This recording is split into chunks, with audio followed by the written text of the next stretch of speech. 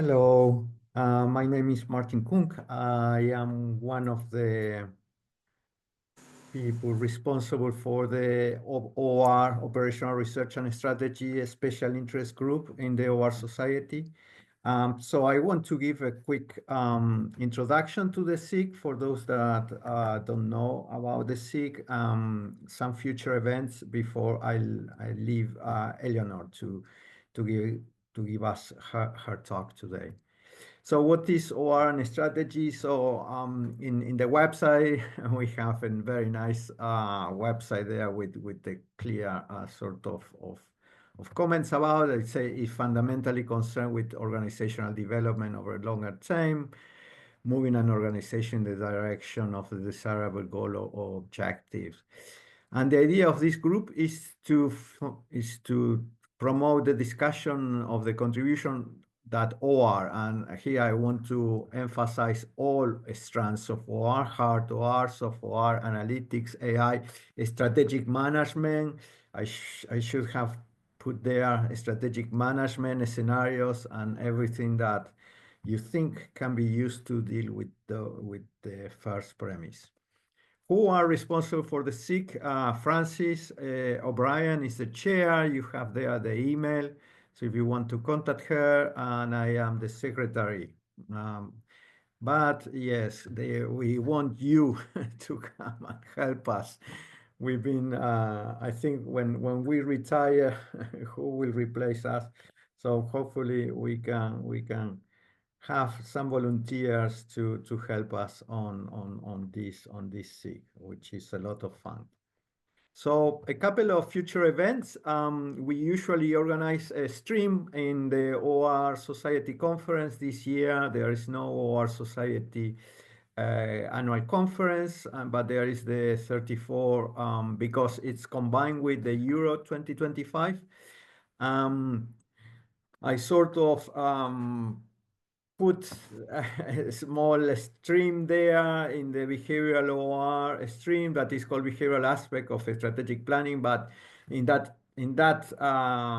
stream, you can put your papers. They will be welcome, and it's only an abstract in the same fashion as the OR Society. And it's not necessary that you are going to deal with behavioral aspects. So it's just I need to put behavioral so it fits with the broader the umbrella sort of session of a stream. The stream is behavioral OR, and the session is called behavioral aspect of strategic planning. And you can send me an email if you have any questions. The deadline is March 8th, but it's only less than 200 words of an abstract, so I hope you can submit it there. Another future event is in the planning. I received an email from Francis that we will have the biannual scenario conference at Warwick Business School. I think this is the third or the fourth time in December. I think it's December, but maybe it changes. And in the committees, Francis O'Brien, Maureen Meadows, Stathis Tapinos, and George Wright, who is also here in this presentation. So you can write some questions for them in the chat if you want to ask something, and they can provide more information as we are doing. Today's event, the talk is called Reflexive Exploration of a Scenario Planning Pedagogy, which I think is very important because I can see many of us teaches scenarios one way or another as part of one module or a module in itself. So it's always good to have this sort of reflexive exploration of what we are doing. Eleanor will lead us in that sense. So Eleanor did her PhD in problem structuring methods in 2023. She also has an MSc in business analytics and consulting and BSc in management science.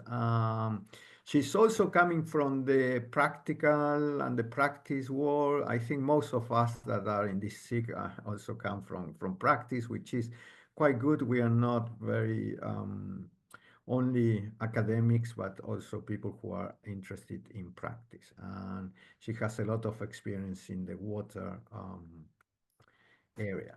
So having said that, Thank you very much. Yes, join the our society, please, and so you can help us in this sense. So now I stop my presentation and lead to Eleanor. Thank you, Martin. I You're hope everyone can welcome. hear me. I'm just going to do what I need to do to share my screen. I'm less practiced at this than Martin is.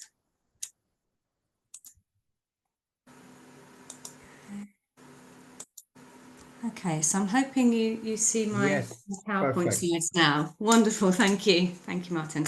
So today, as Martin said, I'm sharing a reflexive exploration of scenario planning pedagogy, and my talk builds upon a presentation that I made at the annual UK OR Society conference last September.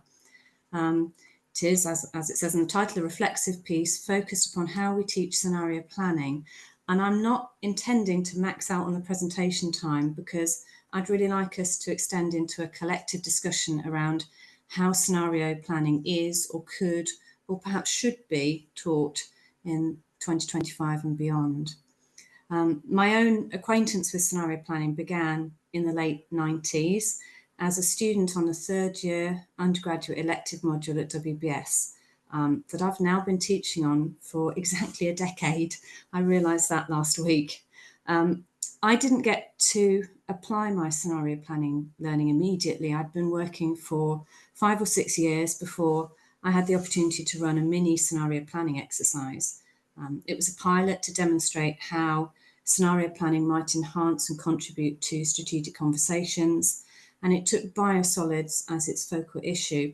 I was working, as Martin mentioned, in the water industry, where a significant byproduct of the sewage treatment process is biosolid or sludge, and it's typically repurposed as an agricultural fertiliser or used to generate electricity. In time then, this brief small-scale exercise led to me leading the full-scale scenario planning work that supported development of operational strategy, longer-term investment plans, and research and development priorities for the organisation. During that period, whilst I was using scenario planning in my work, I was also studying for my MSc. So I was writing assignments that drew upon my practice. Then, as I began my PhD studies, I became progressively more involved in teaching scenario planning, eventually co-teaching that same module that I'd studied as an undergraduate with Francis O'Brien. And Francis was one of the team that had originally taught me as an undergraduate. So I do want to acknowledge Francis' teaching and unfailing support over the years. So why explore scenario planning pedagogy? The topic was inspired by a scenario planning and foresight conference run during the summer of 2023 as a collaboration between the OR Society and British Academy of Management.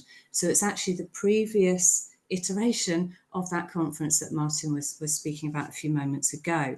On this slide are some of the things that we talked about at the conference. And whilst it's obvious that we would talk about how we teach in the session that was about management education, there was lots of content relevant to teaching practice in other sessions. So just to pick out a few, the use of AI is of course highly relevant to today's cohorts. The use and usefulness of scenarios what motivate our cohorts to be interested in learning about scenario planning in the first place. And then how we perceive, engage with and negotiate over scenarios is critical to gaining a relevant insight from their use to drive that usefulness and make it real for organisations so that the benefit associated with what's usually a significant investment is achieved.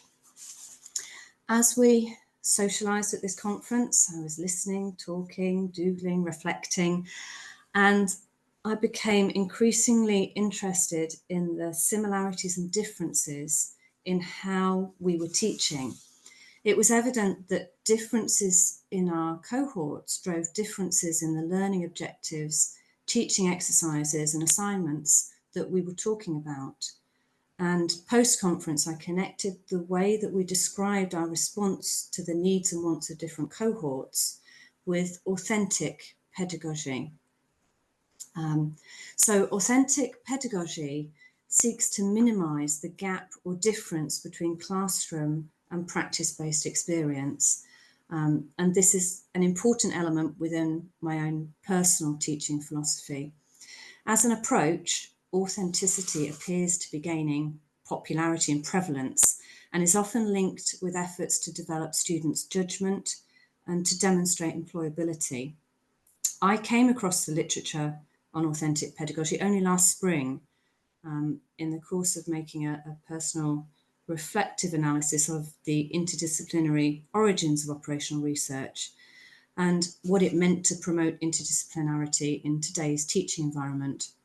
But I suspect that whether we'd come across it before or not, many of us would identify with the idea of delivering authenticity in our teaching of scenario planning. And of course, it matches up to my ad hoc observation of how delegates at that scenario planning and foresight conference were talking about how they match their learning objectives and assessments to students' aspirations and anticipated destinations.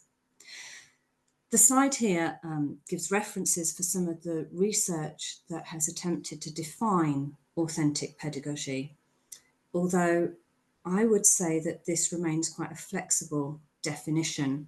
The constant element in that definition is a focus on realism.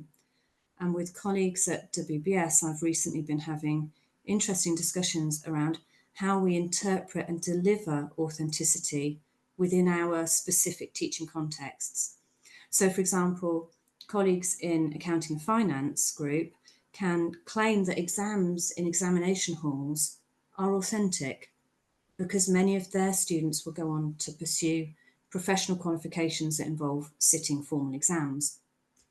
Meanwhile, I'm teaching problem structuring this term, and my students will be sitting an exam.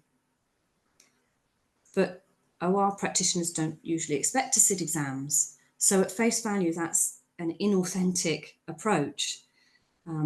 But if you reflect upon it a little, you can consider that OR practitioners may be placed under time pressure to be put on the spot as they're facilitating live participative modelling or as they're required to explain and justify their analyses to clients. So perhaps that exam hall isn't so inauthentic after all.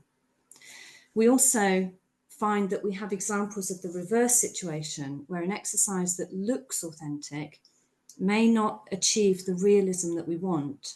So I want those same students that are studying problem structuring to engage in multiple perspective dialogues. I might use a business case study and ask the students to role play around a little vignette of a problematic situation. And I could claim that the exercise was authentic based upon the nature of the content that I was providing to the students. But actually, the authenticity that I seek is based upon students experiencing dialogue in which they share genuinely strongly held views. So instead, I asked students to identify current day wicked problems that they were interested in or concerned about, and I then used that as the base content for developing seminar exercises. In one of those seminars, we ended up discussing the ghost fleet of Russian oil tankers. There have been a couple of articles about this in the news in preceding weeks, and we delved into students' varying levels of awareness and knowledge about this ghost fleet. We talked about truth. Students shared their opinions and expressed their preferences about what they thought should be done in relation to this situation and who might be doing that.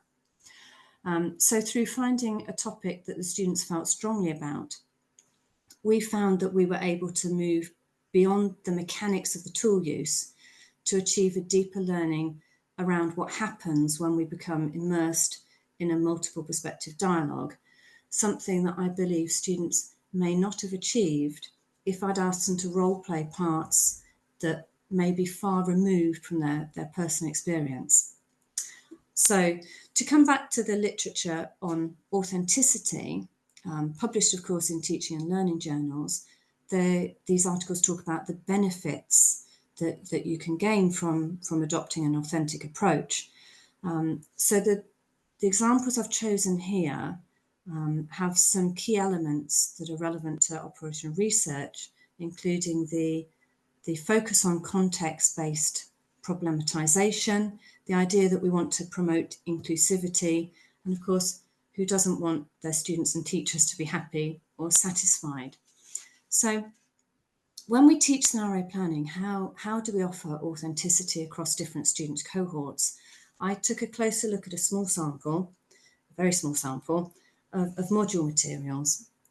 I began with the research question that I've stated here. How do we align learning objectives and pedagogic approach with student aspirations and destinations? And I sourced material from 3 different modules to work with. 2 come from WBS and 1 from Chemie Business School. And thanks here are due to Mike Bradshaw of WBS and John McCarthy of Chemie Business School for letting me use their materials.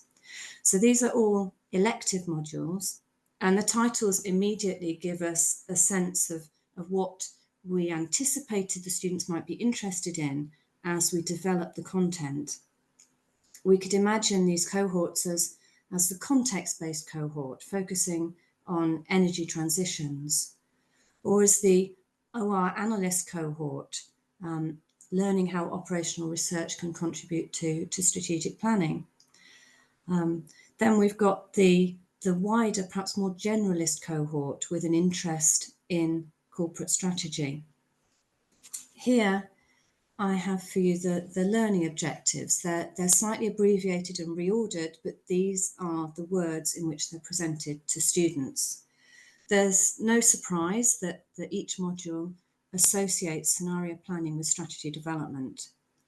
The nuances of the wording then begin to tell us a little more about the teaching approach. In the first column, we see a lot about appreciating and relating factors within the external environment, whereas in the middle and right-hand columns, we see more about application and explanation. And we have the words conceptualization, reflection and critique, representing our expectation that students will achieve higher order thinking and competencies. The teaching materials and set of teaching exercises reveal more about how the pedagogic choices made by the tutors are supporting the different foci that are laid out in those learning objectives. In the first of the modules, a combination of existing strategy assessment and model-based simulations support the focus on discussing strategic adjustments for what I characterised earlier as a cohort with a context-based interest. In the second, we have independent research and prescribed process supporting a focus on experiencing the tool use for the cohort I identified as potential future OR analysts. Then in the third, a post-experience, more generalist cohort is interested in corporate strategy and is concentrating their scenario use upon challenging existing business assumptions and testing current business models.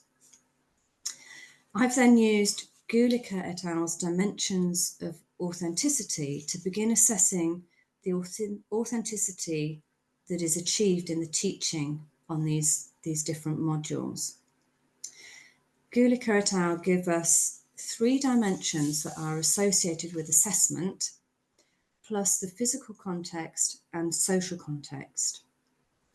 And in relation to each, I've considered the extent to which the physical, social, and assessment context mirrors what we would expect to find in a professional context, and then also whether the assessment aligns with professional practice and criteria. Overall, each module may broadly be considered to deliver authenticity, as each is requiring the students to undertake group work and show a practical application of learning. The focus for those context-based students who have chosen to study sustainable energy transitions is channeled into considering how organisations might respond to energy-focused scenarios. Students seeking to build analytic capabilities to support strategic planning have the opportunity to demonstrate their ability to engage with and deliver an entire strategic development process, whilst the post-experienced mid-level managers are formally reviewing existing business models. Drawing upon all the module materials available to me, this slide summarises my impression of the different module emphases. The first module, Mike Bradshaw's, uses the scenario planning content and associated simulation models to focus in upon the sustainable energy transitions, challenging the students to detail how their chosen organisation might respond to two given scenarios. So the scenarios have been provided to the students rather than being created by the students' work. In the second module, the module that Frances O'Brien and I teach, we expect the students to develop an ability to deliver sustained qualitative analysis. The students undertake independent research analysis and they co-create their own scenarios. And we encourage the students to consider the artistic and creative aspects to develop impactful narratives and generate innovative strategic options. When it comes to evaluating those strategic options, the work we ask the students to do is closely linked with the OR concept of rehearsal. In the third of these modules, John McCarthy's module, it's the one that's offered to post-experienced students, and their corporate strategy analyses module focuses the student attention upon appreciating the importance of environmental analyses and considering how these may be related to an organisation's business model so that they can support a deconstruction, interrogation and adaptation of an existing business model. So I might easily conclude here saying that these are all mature modules. They're consciously focused upon the needs and wants of specific cohorts, and they're all receiving good student feedback. But I wonder if there's more to be discovered and discussed. This stage, considering the assessment of authenticity, motivates me to extend my minute little slice of data to consider a larger sample of modules and delve more deeply into these dimensions of authenticity. To refer back briefly to those conversations I'm having with WBS colleagues about how we define authenticity, we find ourselves asking how we can make the inauthentic more authentic. And of course, we're talking about what is authentic in the context of the tasks and experiences that we believe our students might be faced with in the future. And for me personally, this has helped to validate parts of my own teaching practice, parts that I've sometimes felt are not sufficiently academic. Where's the research, the published literature, the theory, the critical evaluation? But as we strive to make the inauthentic authentic, sharing our own personal experiences becomes more obviously relevant, as does the introduction of external voices or impactful pre-prepared materials as we deliver our teaching. The second reason that I'd like to pursue this exploration of how our teaching approaches vary led to an evolution of my research question to ask, what are the archetypal approaches to teaching scenario planning? And I'm interested in this as a starting point to explore how the way that we present scenario planning to students might affect their overall perception of scenario planning. For example, how our learning objectives lead us to focus on particular types of use, and how this frames students' perception of the overall relevance and usefulness of scenario planning. We might also consider how the exercises and assessments that our students tackle inform their perception of the complexity and challenge involved in delivering a scenario planning project. or how and when we might integrate scenario planning with the use of other tools in different ways and in different contexts. So we may find ourselves asking whether, alongside tailoring our content to specific cohorts, we want to emphasise a more holistic view of relevant roles and capabilities, of quality considerations and of process considerations, so that we offer students a clear view of the whole elephant, if you like, of scenario planning to complement those narrower objectives that we develop based upon the specific cohort needs and wants. So this leaves me potentially with a lot more work to do to identify more modules to review, to continue to talk informally about how we teach scenario planning, and ideally to develop a little more formality in running some reflective workshops. But for now, I think it's time to share some references, to say thank you for listening. And whilst I'm happy to answer questions, I'm hoping also to create space for everyone else to express some views and to air any ideas or concerns that occur to you during this time that we have together today. So we may not need this slide, but I did develop a few prompt questions that we might use, or we might completely ignore, depending how we're feeling this Thursday afternoon and what thoughts my presentation might have prompted. Thank So you, Amy. thank you. I have a question from Jim.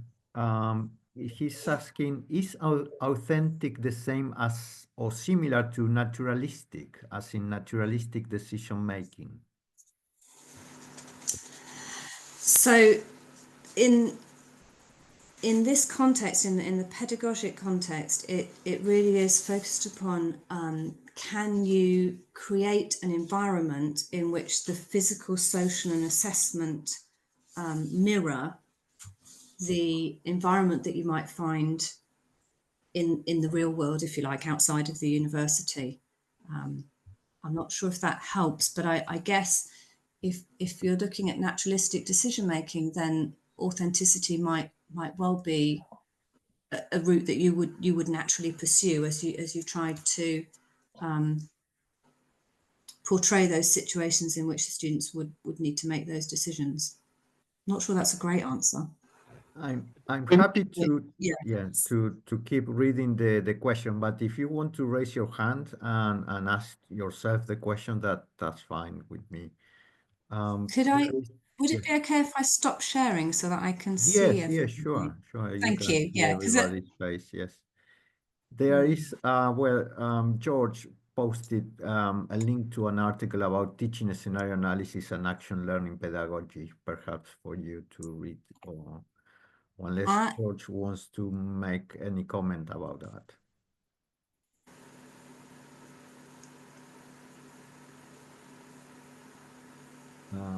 Okay. thank you very much, George. I'll take a look at that. Thank you. Then Bruce is asking, how do you define an inauthentic issue compared to an authentic one?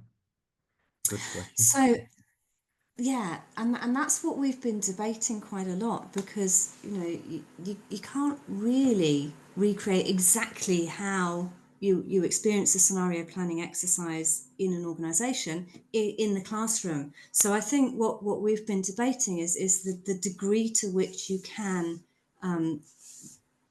try to replicate that environment.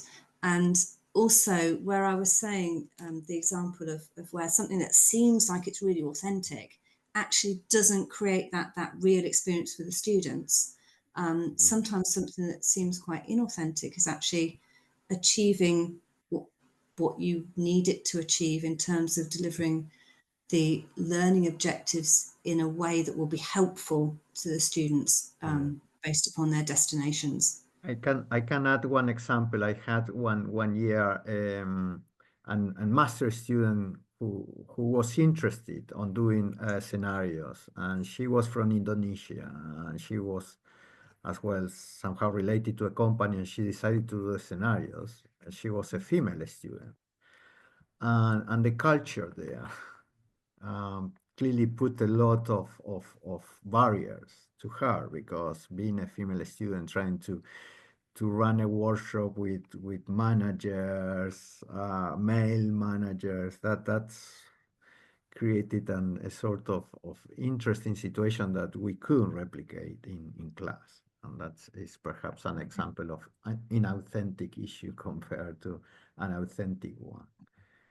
And I think that's interesting as well. Thank you, Martin, for that example, because when I was thinking about, those parts of my teaching practice that I sometimes think, well, that's not very academic, Eleanor. But I do sometimes find that I speak to the students about how it feels when you're actually the most junior person in the room, but you're the person in control of the process because you're the person who's facilitating the workshop or the exercise that's being undertaken. Yeah. Jim had his hand raised and then he put it down. Do you want to ask your question, Jim? Yeah, I was having problems with my connection, but I think I've fixed it now. So I just relate to my question before. So I think authenticity differs from naturalistic because the naturalistic decision-making practice is focused on effective practice. And I think from how you describe things, so I'm quite critical of, I think, how scenario planning is done generally. I think, it depends on the purpose of it. So I talked about in the 2018 kind of conference, but I think it's the naturalistic people are focused on how actually people make decisions and think about things and measure that kind of cognitive change in the task. So they're focused on that rather than how authentic the process is, but if that makes sense. So there's a slight subtle difference. So is it almost as though you're learning about the cognitive change rather than about the process of producing or using the scenarios? Yeah, so essentially they're measuring whether the process that you go through and the actions that you go through have a material difference from doing something similar without applying that specific process, if that makes sense. So one of the things I argue is that most scenario planning workshops have features that we know work. So they structure things, they bring diverse groups of people together, they have those deliberations and conversations, but they're not about scenario planning. The actual steps of going through scenario planning might not actually have any be helpful, and in some cases, for some reasons, might be actually unhelpful. But so it's about understanding, actually, does the scenario planning bit actually make a difference from the other factors? Yeah. So it's almost like more like the evaluation of the process, rather than thinking about whether the teaching of it is authentic or not. Because I suppose if these are sort of half and half workshops almost, are these people who are genuinely trying to develop scenarios to use in a workplace? Yeah, so they're interested in essentially, so they use stuff like cognitive work analysis and cognitive task analysis as the basis for doing lots of their assessments. Yeah. Okay. So that, I suppose that makes me think that it could be interesting to look at contexts in which students are engaged in what you might call executive education, where they're all coming from the same organisation. They really might go back and use some of this content in their workplace. I suppose that's what I'm thinking in relation to what you've shared with us, Jim.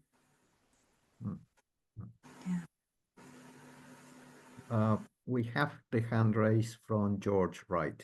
So do you want to jump in? Okay, interesting presentation, Eleanor. I think say one or two things about how we teach scenarios, or how we used to teach scenarios actually at Strathclyde. It's all really due to Case van der Heijden when he was there. It's the method that's been in place probably for maybe 20, 30 years actually, really. But so we get the groups on the MBA, about 7 or 8 in a group, to study a country that none of them knows anything about. It might be Bolivia or Peru or somewhere like that none of them has been to or knows very much about. And they build the scenarios using, a scenario, step-by-step method in the group, working from library-based resources, documents or on the internet. Yeah. So it's not like the real thing, because they're having to take the information out of the books. It goes into their heads, out of their heads onto the post-its and the driving forces, rather than if you're doing this for real in an organization, it comes straight out the heads of the people who have the knowledge. It's a sort of secondary thing. But what we do to try and make it a bit more real is that once they've built the scenario, say for the future of Bolivia or Peru or a country didn't know anything about before they started working on it, they have to engage with what we call a remarkable person who lives in the country, 2 or 3 people perhaps, and see what they think of these scenarios that they've built, in the library-based way, and to see if there's any realism. It's a reality check, really. And what they find is, it's quite interesting that the conversations are quite long, because the person in Peru is interested in you because you're interested in Peru. That's the group. And the group's interested in the guy from Peru because he has the real insights into the country, and they're testing their library-based knowledge. And the conversations that take place often last about 2 hours or so. It gets really quite interesting. And so therefore there's some adjustments made to the scenarios to reflect the reality, but they tend to be just adjustments rather than big changes in the scenarios. So at the end of this, the students tend to feel they could actually do it for real, because they've done it for the client. Well, it's not a real client, but the person who evaluated the scenarios was somebody who lived in the country, and it was their views that they they were checking. So I think there are ways to make it a bit more real with students, but of course you need to use something that some students know nothing, that all students know nothing about. Otherwise, a student who knew something, say, about a country like Bolivia, would dominate the group because they have the insights already, you see. So it's a bit subtle, all this, but in Case van der Heijden actually worked this through in terms of thinking about a way to transfer these skills. But the skills tend to be transferred. And we wrote about it. The article I put up was the thing that Ron Bradfield led on, about the way we teach scenarios at Strathclyde. It was published, I think, in 2015. So it's quite a bit different. It's looking at what goes on in the groups and the insights they get and stuff. So it may be useful to there again. It maybe not, because I think your approach is quite different to the ones that I was just putting across there. I don't know, Eleanor. Well, I think what I'm hoping to achieve, George, is a wider sample of what people are actually doing, and the ways in which authenticity is achieved with different approaches. Yeah. So that one does sound very interesting to me. Thank you for sharing it. There is an extensive comment from Dave Snowden. Do you want to say it, Dave, or do you like that Eleanor reads that? Is it a question sure. or a comment? I mean, I was one of the co-designers on the Singapore IRAS system along with Peter Schwartz. So we've been in this field for a very long period of time. And generally, I think a couple of points. One of the things you'll know if you talk with Gary Klein, he doesn't think there's any such thing as cognitive bias, and I tend to agree with him. He says what you've actually got is heuristics, which have evolved over time because they have utility overall. Yeah, and that actually impacts a lot on scenario planning. We've been using constructor theory from quantum mechanics to replace scenarios with measurements of the energy gradient of the present, on the basis that generally whatever has the lowest energy gradient is likely to be what will evolve anyway. And then micro scenarios at scale, which is using thousands of people to generate micro scenarios in real time and looking for patterns across all of those micro scenarios. Yeah. So my point was really kind of like this field is really changing radically, and with all the things which are going on in the States and elsewhere, quite honest, anything which depends on projecting the past into the future is probably a mistake. And we need to find ways to generate a different type of, we need to start to look more at plausibilities than probabilities, and that requires different technique. Okay. Yeah. I can put a paper in the chat if anybody wants to see the latest on that. That would be lovely, thank you, Dave. And I think it's quite interesting then that, you know, here we've had several comments upon what you might call the sort of psychological basis for using scenarios, talking about the cognitive change, or whether you actually have the heuristics. But I think it's quite interesting that it would be interesting to see what percentage of modules you use that as a sort of basis for saying, let's consider some plausible possible futures, rather than assuming that the future is going to be much the same as the past, and what other approaches there are to motivating the use of scenario planning. Kind of like reverses to some extent. You can't work out all the plausible options, but you can work out the unplausible ones. So part of that is to map what David Deutscher calls the counterfactual aspects of the universe, so that you can eliminate those and then actually identify and this is weak signal detection. It's the original work we did with DARPA and the Poindexter, is how do you pay attention to things that with the benefit of hindsight you would realize are significant. And that requires radically different techniques. So it's like the famous case, if you give radiologists a batch of x-rays, put a gorilla on the final x-ray, 83% don't see it because they're not expecting to see it. So you have to find ways to find the 17%. So scenario planning is starting to shift to find alternative perspectives rather than achieve consensus, for example, whereas traditionally scenario planning is focused on consensus achievement. That actually could be considered really dangerous under conditions of uncertainty. Yeah. So it's interesting, isn't it, that you could then build a motivation around the plausibility with some cases of where hindsight would tell you that something wasn't plausible. Yeah. Can you read the questions, Eleanor, or do you want me to read?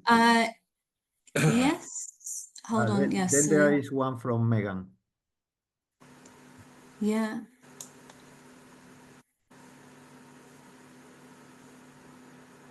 Do you see the question from So Megan? I wonder what the success, though, is for using scenario planning if they forego the workshops where the value of scenario planning exists. I think that was a question to my comment, to be honest. Yeah. Okay. To which the answer is we're trying to move away from that. But we're trying to move to work at scale, which doesn't require cognitive change in individual decision makers. But it is interesting, that comment from Megan, in relation to one of the modules that I was looking at, where the students are given the scenarios, so they have no part in creating those scenarios. They're making use of them, and then the value is as they experience the impact of those given scenarios through the simulation. I think, yes. So it is interesting then Megan, to think how do you evaluate, if you like, that value of using the scenarios that somebody else has created. Yeah, just to jump in. Oh, I just realized my mic isn't plugged in. Am I coming through all right? We can hear you. Okay. When teaching strategic methods right now, one of the big topics that's coming out is scalability. Can you scale it? Can it be scaled? Yeah. And one of the big follow-ups right now with that is, does it need to be scaled? Does everything need to be scalable?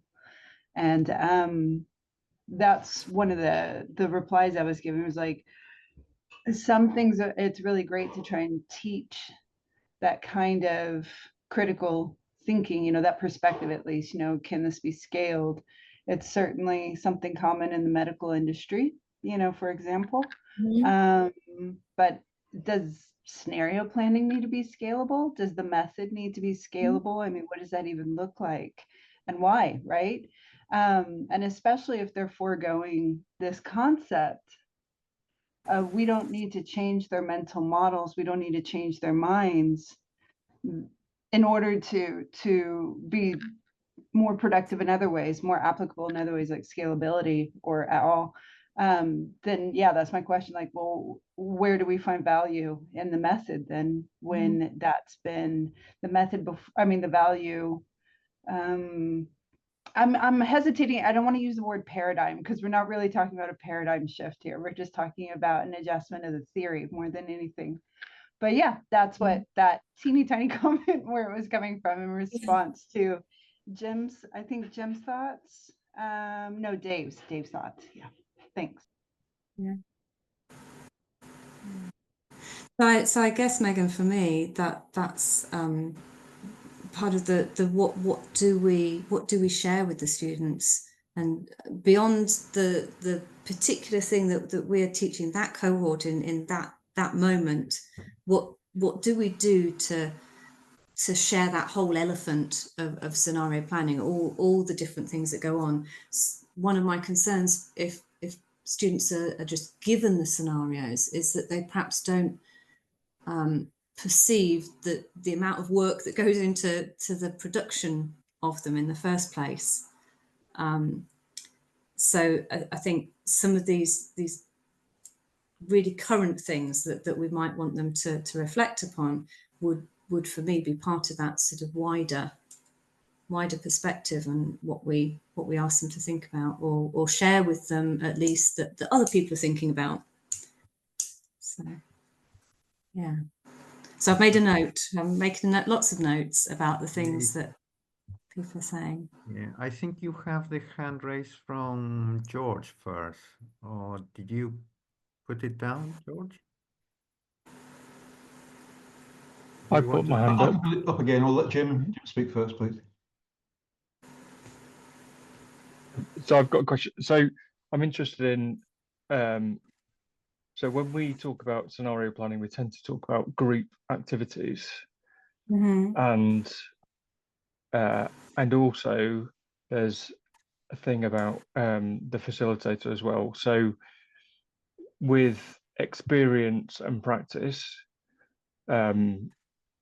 it makes a huge difference, I think, in both the facilitator, and the tendency is we quite often use novices, so people that don't have any scenario planning practice, in workshops, and then expect a reasonable result, which I question. But if you're trying to develop the skills of people, it's quite hard to develop the level of practice because there's not very much literature or research on the practice and skill of the facilitator to deliver that stuff, those activities. So I don't know how that challenges the idea of that authenticity. So if you need to run an effective scenario planning exercise, you need to be able to facilitate at a level that you can't do just from being on a course. How do you then make it authentic to get then somewhere near that level, if that makes sense? Yeah. So I think I would agree that depending upon what it is you're trying to do for that cohort, that could well be a challenge. Yes. No, that's just agreement. Sorry, Jim. Yeah. That's fine. And but I think it's something that's not, because I agree there's not an awful lot out there about it. So yeah. Although of course there is an awful lot out there in terms of that experience, and maybe it's just shared a lot more informally, so it's not a published source of that people can access. I think generally human experience and skill is undervalued. It just seems, especially with computing now, it seems to be no one pays any attention to all these brilliant skills people have, but they're quite happy to give things to machines instead.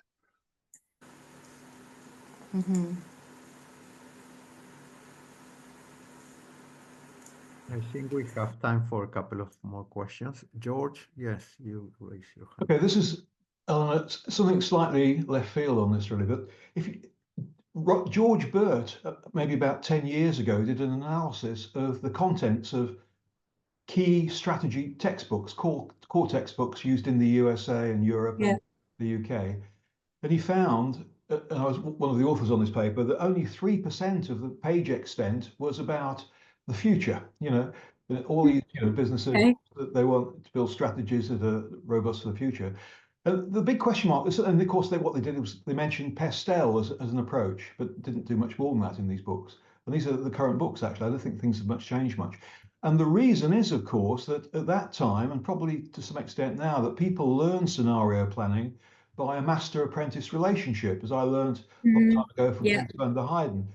And of course, the real thing we need to do in terms of teaching scenario planning is codify it more, so that anybody at Northwestern Southern University somewhere in the States can teach scenario planning, because it's been codified and therefore they could teach it to a class. They've never been in a master apprentice relationship. So I think the key thing is, perhaps if we can achieve that, then the teaching becomes straightforward. The big question mark then is, do you need a facilitator? Do you need somebody to help a group to work their way through it? Or can it be codified such that Joe Bloggs at Northwestern State University can actually teach it to students? And then, of course, it would be a bigger part of the strategic management books.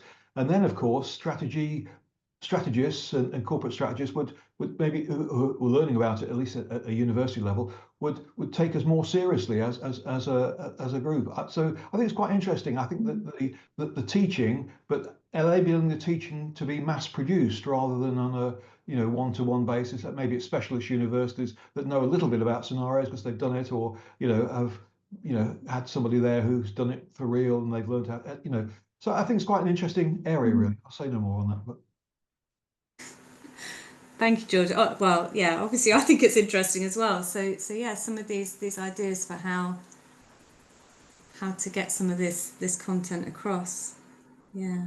Interesting. If you take a complex systems point of view, which I'm going to do anyway, because that's my field, trying to talk about the future is an error of judgment anyway. All you do is you actually reduce your capacity to spot weak signals, because you're generating scenarios about the future, and that filters.